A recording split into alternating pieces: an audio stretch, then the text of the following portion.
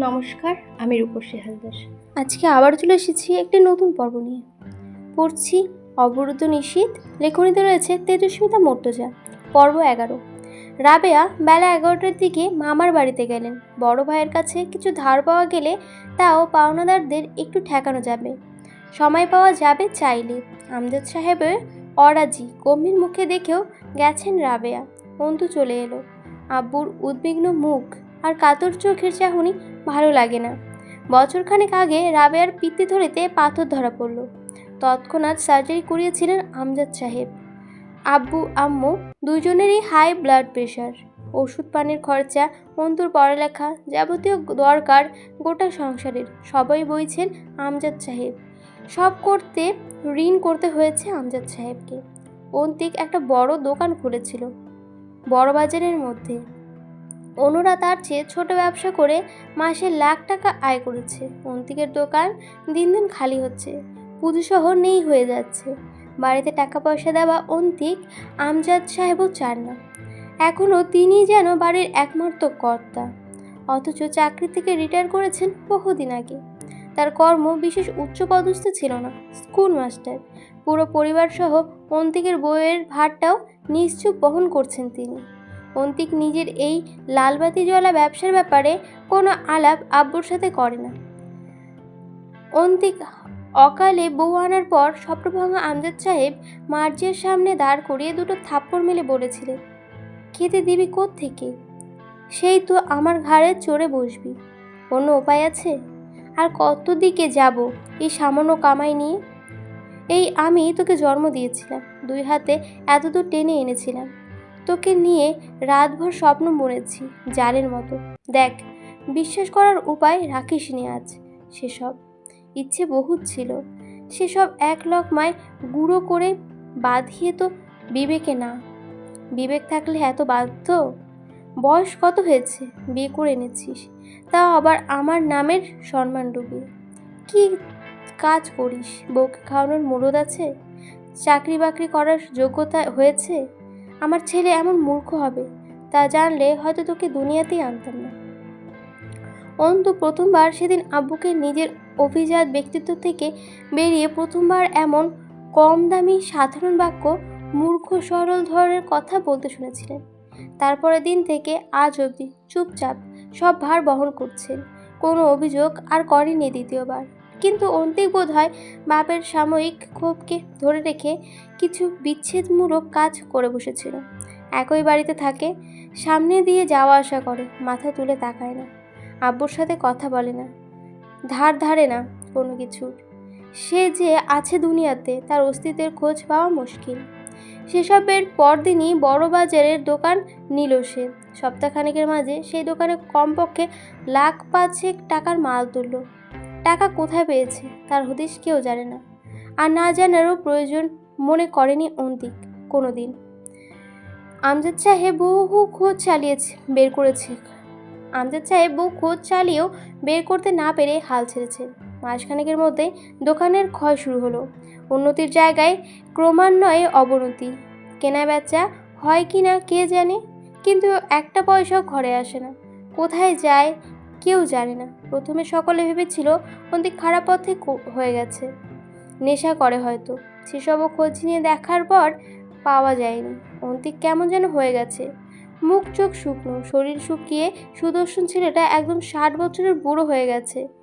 খাটে বাপের ঘাড়ে, খাচ্ছে বাপের ঘাড়ে, আছে বাপের পাখার নিচে, অথচ তার আত্মসম্মানে নাকি তীব্র অভিমান, অথবা অন্য কিছু কে জানে। দুপুরের রান্নাতে হাত লাগিয়েছে মার্জিয়া। অন্তু গিয়ে থালা বাসন মাজতে গেলে মার্জিয়া বলল, অন্তু, একা ছিলাম, কাজ করতেছিলাম, ভালোই তো ছিলাম। কি দরকার তোমার এখানে আসার? সকাল থেকে রান্না করতে পারতেছি, বাসন মাজতে হাত ক্ষয় হয়ে যাবে না আমার। রাখো তো, যাও এখান থেকে। অন্তু কথা বলতে চাইল না, তবুও বিনয়ের সাথে বলল, আপনি চাইলে এখন একটু বিশ্রাম নিতে পারেন ভাবি, আমি রান্না করছি। সবচেয়ে বেশি গা জ্বলে তখন জানো? জানি না আপনার বা কখন সবচেয়ে বেশি গা চলে আমার জানার কথাও নয়। মার্জিয়া দাঁত খিচে আবার সামলাল নিজেকে। তোমার সামনে আসলে তুমি যতক্ষণ সামনে থাকো আমার গা তীর তীর করে পড়ে, বিশেষ করে তোমার শান্ত নরম কথায়। অন্তু আস্তে করে বলল, আচ্ছা বুঝতে পেরেছি। থালা বাসন মাজা হলে রান্নাঘরে ছড়িয়ে থাকা কৌটো বিভিন্ন জিনিসপত্র গুছিয়ে রাখতে লাগলো। মার্জিয়া বলল, আমার চাচাতো ভাইকে পছন্দ হয়নি তোমার? এমনি নয়, হয়নি এমন নয়। তাহলে কোনো জবাব তো দিলে না। আসলে ভাবি, এখন বিয়েই করতে চাইছি না আমি। বিয়ে করার মতো হলে তো আর ভেগে যাব না। আপনারা যেখানে খুশি ভালো মন্দ বুঝে দেবেন। ভেগে যাবে না তার গ্যারেন্টি কি? অন্তু চুপ রইল। মার্জি আবার বলল, বিয়ে কেন করবা না? বয়স কি 15তে পড়ে আছে তোমার? কচি ভাবো নিজেকে? কমপক্ষে 22-23 বছর বয়স চলতেছে। মেয়ে মানুষ কি আবার 30 বছরে বিয়ে করে? বয়স একটু বাড়িয়ে বললেন। যাই হোক, লেখাপড়া অথবা সংসার দুটোই একইভাবে করতে হয়। আউটসাইড পিছুটান নিয়ে দুটোর কোনোটাই ভালো হয় না। সংসার করলে শুধু সংসার, লেখাপড়া করলে শুধুই লেখাপড়া। অনার্সের আর 2 বছর দেখতে দেখতে কেটে যাবে। এরপর এলএলবি করে বার কাউন্সিলর পরীক্ষায় উত্তীর্ণ হতে পারলে একটা নিম্ন আদালতে চাকরি পেতে হলেও কম চাপ করতে হবে না ভাবি। এখন বিয়ে নয় আপাতত। চোখ গরম করে তাকিয়েছিল মার্জিয়া। সে সুর নরম করে বলল, আপনি কেন এত আগ্রহী আমাকে বিয়ে দিতে? অনেক কারণ আছে, একটু বলুন, আমি শুনতে আগ্রহী। মশলা কষানোর ঝাঁজ নাকি লাগতে অন্তু কেশে ওঠে, মুখ ওড়না চেপে ধরে। তরকারিতে পানি দিয়ে মার্জিয়া ফিরল ওর দিকে। তুমি খুব জানলেওয়ালা নাটক করলেও বহুত কিছুই জানো না। তার ওপর জোয়ান মেয়ে বাড়িতে থাকলে তোমার বাপ মায়ের চিন্তা না থাকলেও আমার হয়। তার ওপর তোমার যে স্বভাব চরিত্র আর যা তেজ, ছেলে পাওয়া গেলে হয়। আমার বোনের সংসার নড়বড় হয়ে গেছে তোমার জন্য। তোমাকে লেখাপড়া করাতে গিয়ে আমার শ্বশুরের হাতের অবস্থা খারাপ। অন্তু, যাও তো, আমার কথা বলতে মন চাইছে না তোমার সাথে। খুব অগোছালো লাগলো কথাগুলো। অন্তুর মনে হলো ভাবে যা বোঝাতে চাইছে তা আসলে পারছে না। চুপচাপ দাঁড়িয়ে রইল। খানিক পরে আপন মনেই বলল মার্জিয়া, একটা টাকা যৌতুক ফৌতুক কিছু চাইনি। তোমাকে পছন্দ হয়েছে, আরও 5-7 ভরি গয়না দিয়ে নিয়ে যাবে, তাতে অন্তত সংকট কমবে একটু। অন্তু হাসলো। বিক্রি করবেন নাকি আমায়? আর গয়না দিলে তো আমার গায়ে অথবা আলমারিতে থাকবে, সংকট কমবে কি করে? কি এমন সংকট লেগেছে বাড়িতে যে আমায় বিক্রি বা গয়না দিয়ে বাড়ির সংকট কমাতে হবে? দরজায় কেউ এলো। পাওনাদার দীর্ঘশ্বাস ফেলল অন্তু। আমজাদ সাহেব ডাকলেন অন্তুকে। এদিকে আয় তো অন্তু। অন্তু মুখ বৃত্ত করে গিয়ে দাঁড়িয়ে অবাক হলো। মুস্তাকিন মহান বসে আছে। কেন এসেছে এই লোক? সেদিন সে গিয়েছিল, সেই ব্যাপারে কিছু বলতে এসেছে? আমজাদ সাহেব মৃদু হাসলেন। এটা আমার মেয়ে, অন্তুকে বললেন। ও আমার ছাত্র, হাই স্কুলে পড়তো। আমি তখন ওদের ক্লাস টিচার ছিলাম। সৈয়দ মুস্তাকিন মহান, পিবিআই অফিসার। নামটা ঠিক বললাম তো? মুস্তাকিন ইতস্তত হেসে মাথা নাড়ল। শুদ্ধতম হাসি, পরিপাটি এক সৌম্য চেহারার পুরুষ মানুষ। পরনে পাঞ্জাবি থাকা আরও ভালো লাগছে দেখতে, শাল চাদর জড়ানো। সেদিন কার্যালয়ে এমন বিশেষ লাগেনি। হালকা রং পাঞ্জাবিতে ফর্সামতো শরীর, পেটানো হাতের ত্বকে কালো বেল্ট, হাতঘড়ি নজরে এলো। সুপুরুষের আখ্যা পাওয়ার মতো সব কিছু আছে মুস্তাকিনের মধ্যে। ভ্রুটা চটা পড়া, জোর ভ্রুতে পুরুষ মানুষ এমনিতে একটু বেশি নেশা ধরানো হয়। হাসিটা চমৎকার সুন্দর। বসে আছে বিনয়ভাবে নিজের প্রাক্তন শিক্ষকের সম্মুখে। মুচকি হাসি ঠোঁটে ঝুলছে। এভাবে কোনো দিন আগে পরখ করেনি কাউকে অন্তু। মুস্তাকিন বলল, আমি জানতাম না স্যার এটা আপনার মেয়ে। ছোটবেলায় স্কুলে দেখেছি বোধ হয়। এরপর সেদিন ভার্সিটিতে একবার দেখা হয়েছিল, কিন্তু হিজাবের আড়ালে তার ওপর বড় হয়ে গেছে, চিনতে পারার কথা না। সহায়তাপূর্ণ কণ্ঠস্বর। ভার্সিটিতে? তুমি কি করতে গিয়েছিলে ওখানে? সামাজিক খোঁজ খবর থেকে বেশ দূরে চলে এসেছে স্যার। একটা ভয়াবহ রেপ কেস ঘটে গেল আপনাদের এরিয়াতে, জানেন না? সেটার তদন্তে আছি। স্যার স্যার করছিস কেন বাপ? তোরা কত বড় মানুষ হয়ে গেছিস, এসব ডাক শোনার যোগ্যতা পেরিয়ে গেছি। আমার থেকে বহুত বড় হয়ে গেছিস। আগে মনে হতো তুই লম্বা হবি না, বেশি। আজ দেখছি নকশাই বদলে গেছে দেহের গঠনের। মোস্তাকিন মাথা নিচু করে হেসে ফেলল। স্যার, আমি আপনার কাছে চিরদিন নিয়মিত বেতের বাড়ি খাওয়া ছাত্র। আপনার কোনো দিন ছোট হবেন না, আর আর না আমি বড় হব। এসব কথা বলে আজও সেই একইভাবে লজ্জায় ফেলছেন, যেভাবে স্কুলে পড়া না করে গেলে অপমান করতেন। আজও নাম ধরে একবার বলুন, আমি নস্টেলজিয়া হয়ে যাব নির্ঘাত। কিন্তু আপনার দীপ্তের সাথে সাথে অভিজাত তো কমে এসেছে স্যার। কোনো ট্রমাতে আছেন মনে হচ্ছে। আমজাদ সাহেব হাসলেন। কবে শিফট হয়েছিস দিনাজপুরে? মাসখানেক হলো। আমজাদ সাহেব অন্তুকে ইশারা করলেন, যা। তার ধারণা ছিল পুলিশ বা সরকারি কর্মচারীরা সব আঙ্কেল টাইপের, তেলের ড্রাম মার্কা, ভুড়িওয়ালা, টাকলু আর বয়স্ক, দেখতে বিকট ধরনের হয়। আমজাদ সাহেব জিজ্ঞাসা করলেন, মামার বাড়িতে থাকছিস? না, ফ্ল্যাট ভাড়া করে থাকছি। বৌমাকে আনলি না? ছেলে মেয়ে কয়টা আছে? কবে মোড়ে টোড়ে যাব? দেখা করতে এলো না? ওরা বাপের মতো বুড়ো স্যারের সাথে। গম্ভীর মানুষটার এই সহজ দিকটা অনেকের অজানা, অথচ মুস্তাকিন খুব জোরে স্যারের এই মুক্তছন্দা হাস্যোজ্জ্বল রূপকে হেসে ফেলল। স্যার, আগে এটা তো জিজ্ঞাসা করতেন বিয়ে করেছে কিনা। আমজাদ সাহেব গম্ভীর হলেন। বয়স কত তোর? কত মনে হয় স্যার আপনার? আমজাদ সাহেব আপাদমস্তক দেখে বললেন, আন্দাজ করে কথা বলার অভ্যাস নেই আমার, তবে দেখতে বেশ ফিটফাট হয়েছে।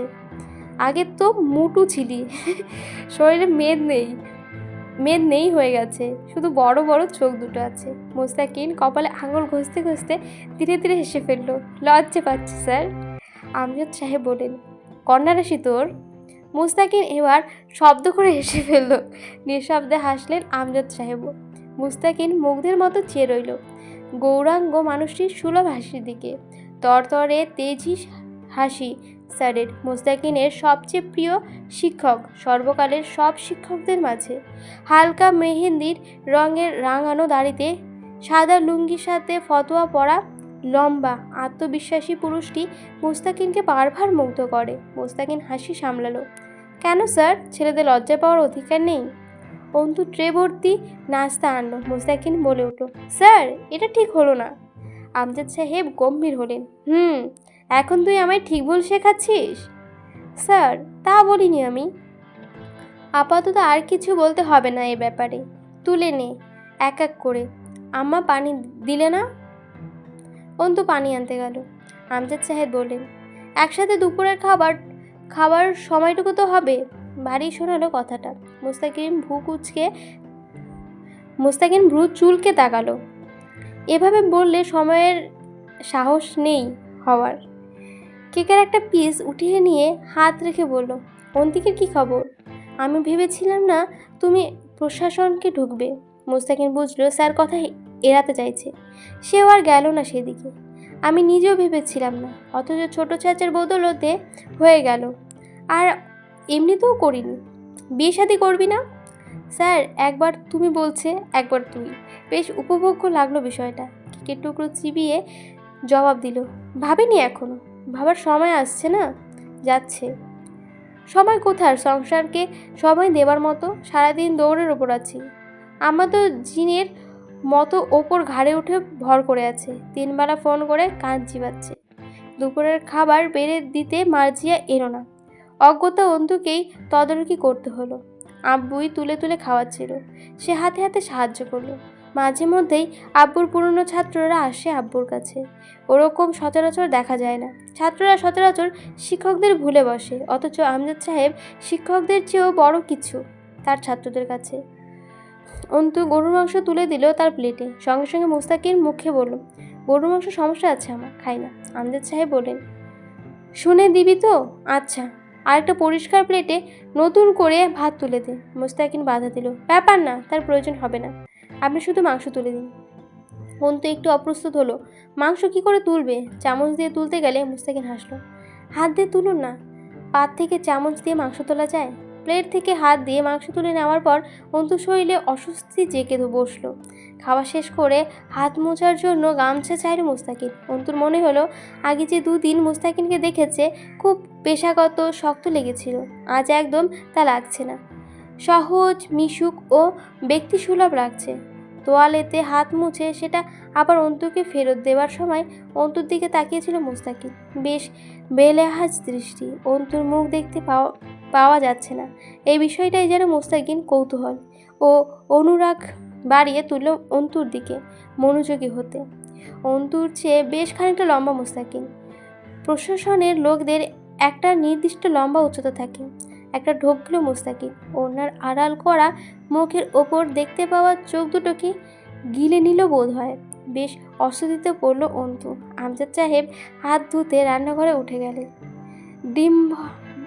ভীমবার লাগিয়ে হাত ধোয়ার উদ্দেশ্যে। মুস্তাকিন অন্তুকে জিজ্ঞেস করল, কোন ইয়ারে পড়ছেন? সেকেন্ড ইয়ার ফাইনাল দেব। কোন অনুষদে? এলএলবি। বাপরে, হবু উকিল ম্যাডাম। অন্তু কি হলো জানা নেই, কেমন আড়ষ্টতা ভার করলো। মাথা নত করে মৃদু হেসেও ফেলল। এই প্রথম বোধ হয় সে আর 5টা মেয়ের মতো কারোর সামনে বেশ অপ্রস্তুত আর সংকুচিত হয়ে পড়েছে। মুস্তাকিন নিচু আওয়াজে বলল, সেই জন্যই সমাজের কুকীর্তি নিয়ে বেশ ক্ষোভ আছে আপনার মাঝে। অন্তু কথা ঘোরালো, আমি আপনার অনেক ছোট বোধ হয়। আপনি বলছেন শুনতে ভালো লাগছে না। ঘাড় চুলকালো মুস্তাকিন। খুব বড়ও না, মানে এতটা অন্তত বড় না যে চোখে লাগবে। আমি যখন 8-এ পড়তাম আপনি 3 অথবা 4 ছিলেন বোধ হয়। মনে নেই। আমি মেয়েদের তুমি বলতে পারি না, নিজের কাছে খুব লেম লাগে ব্যাপারটা। এরা মায়ের জাত, এদের সামনে খুব কুকড়ে। আর আমার তেজ আর শক্তি, বলা চলে মেয়ের জাতিকে ভয় পাই আমি।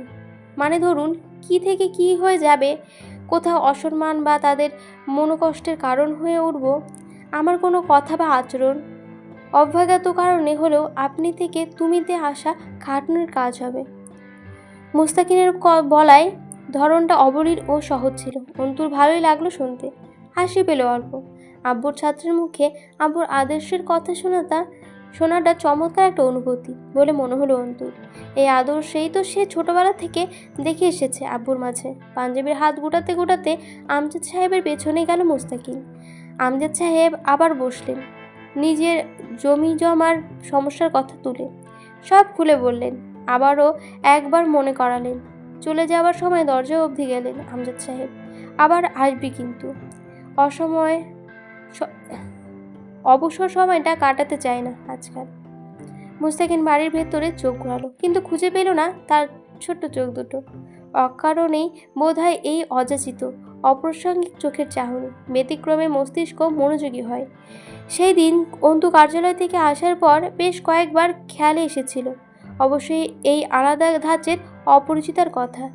দেখা পেল টেবিলের ওপর ছিটিয়ে থাকা থালা বাসন গোছাচ্ছে। স্যারকে বিদায় বলে সামান্য গলা উঠিয়ে অন্তুকে বলল, আসছি উকিল ম্যাডাম, মন দিয়ে পড়ুন। আউটসাইডে চিন্তা না করলে বোধহয় আপনার জন্য ভালো। সমাজ দেখার জন্য আমরা আছি। আপনার পুরো ফোকাস এখন বইয়ের পাতায় হতে হবে। আমজাদ সাহেব মৃদু হাসলেন। দোয়া করিস বাপ, একেই জেলায় আছিস, তোদের জুনিয়র, দেখে শুনে রাখিস রাস্তাঘাটে। যেসব কিছু ঘটছে ভার্সিটিতে, চিন্তা হয় ওকে নিয়ে। খুব বেপরোয়া হয়েছে। বেপরোয়া সাধারণত আজব বনে আনে। মুস্তাকিন আবার একবার তাকালো অন্তুর দিকে। আপনার মতো হয়েছে স্যার, আসি। ফ্ল্যাটে যাবেন সময় করে, 1 কাপ চা খেয়ে আসবে ছাত্রের হাতে। অন্তু এবার তাকিয়ে দেখলো বাইরের দিকটা। শালটা কাঁধের উপর তুলে রোদ চশমাটা পরে নিল মুস্তাকিন। অন্তুর চোখের সামনে জয় এসে দাঁড়ালো। ঘৃণায় মুখে বিরক্তিতে রেখা ভাঁজ আকারে পড়ল। এই শাল, রোদ চশমা, পাঞ্জাবি সব বেশই জয়কে দেখেছে অন্তু, অথচ এমন সুপুরুষ লাগেনি। পুরুষত্ব একটু হলেও আছে মুস্তাকিনের মাঝে, অন্তত নারীকে সম্মান করার মানুষত্বটুকু আছে। হুট করে দুজনের তুলনা করে ফেললো কেন অন্তু জানে না, কিন্তু আজকাল জয়ের নোংরামিগুলো মাথায় এঁটে থাকা অবস্থার ব্যতিক্রম এক পুরুষ চিত্রকে উপস্থান একটু ভাবতে বাধ্য করলো ওকে। অন্তু একা খেতে বসে খাবারে অনীহা এসে যাচ্ছিল। ভাবির ঘরে গিয়ে দেখলো ভাবি উপর হয়ে শুয়ে আছে। ডাকলো, ভাবি আসুন খেয়ে নিই, দুপুর পেরিয়ে যাচ্ছে। আমি খাবো না, মাথা ধরেছে খুব। দেখো না আমায়, শরীর খারাপ নাকি আপনার? জ্বর টর আসবে বোধ হয়। চা বানিয়ে দেবো, খাবেন? মার্জিয়া জবাব দিল না। অন্তু আর খেলো না। চা খাওয়া যায়। আপন মনে একটা পরিচিত কল্পিত দৃশ্য ভেসে উঠল চোখের সামনে। তার পরনে সাদা শাড়ি, তার ওপর অ্যাডভোকেটের বিশেষ কালো পোশাকটা।